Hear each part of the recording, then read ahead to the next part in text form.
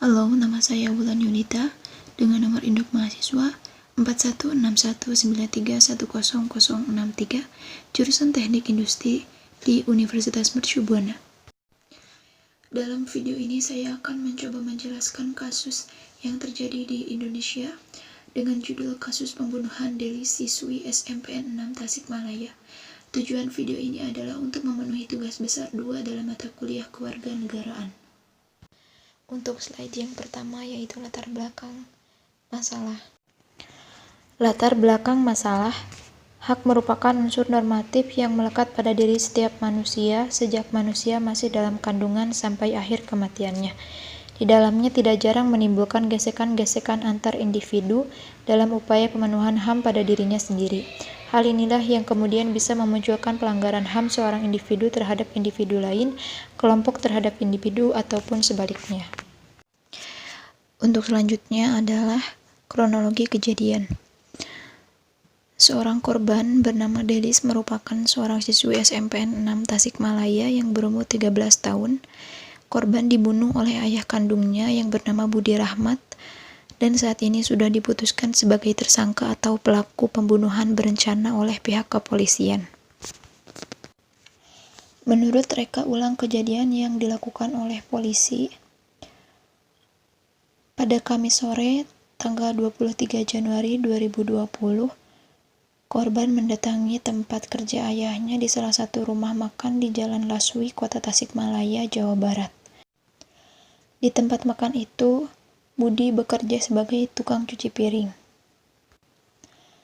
Sepulang sekolah, korban naik angkutan umum, lalu mendatangi ayahnya ke tempat kerjanya, dan di sana si korban meminta uang kepada ayahnya sebesar Rp400.000 untuk digunakan biaya studi tur sekolahnya.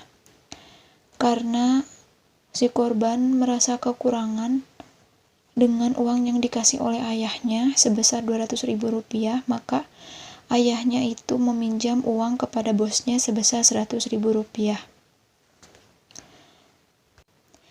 Setelah itu, korban masih merasa uang yang diberikan oleh ayahnya itu kurang.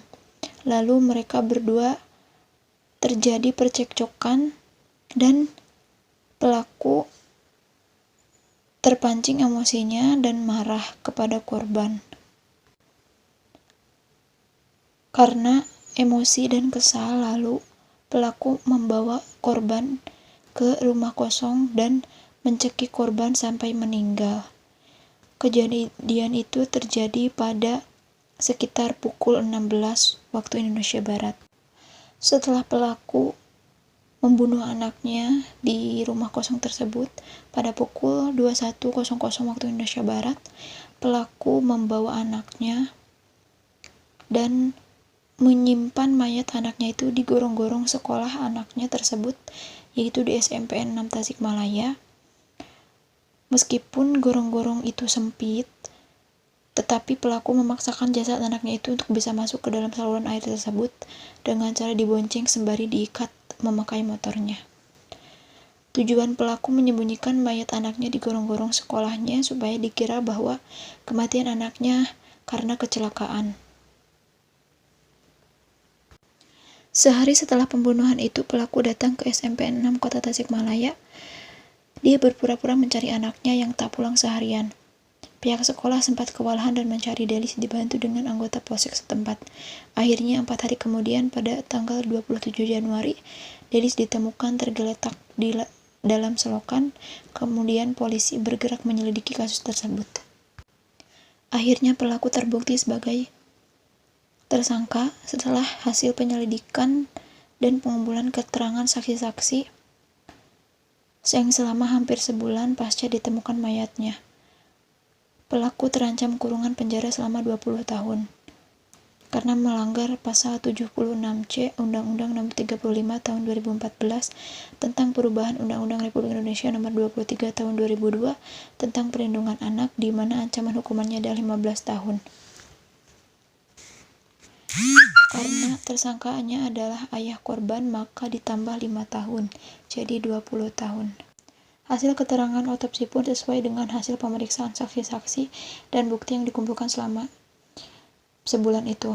Pelaku pun akhirnya mengakui perbuatannya sampai akhirnya diketahui pelaku tega membunuh anak kandungnya sendiri dengan cara dicekik lehernya karena kesal diminta uang oleh korban untuk biaya studi tour sekolahnya ke Bandung. Mungkin itu saja yang bisa saya sampaikan. Semoga dengan adanya kasus ini dapat memberi kita pelajaran untuk bisa lebih mentaati hak dan kewajiban dari setiap individu, baik itu pada pemerintah atau yang lainnya. Terima kasih sudah menonton.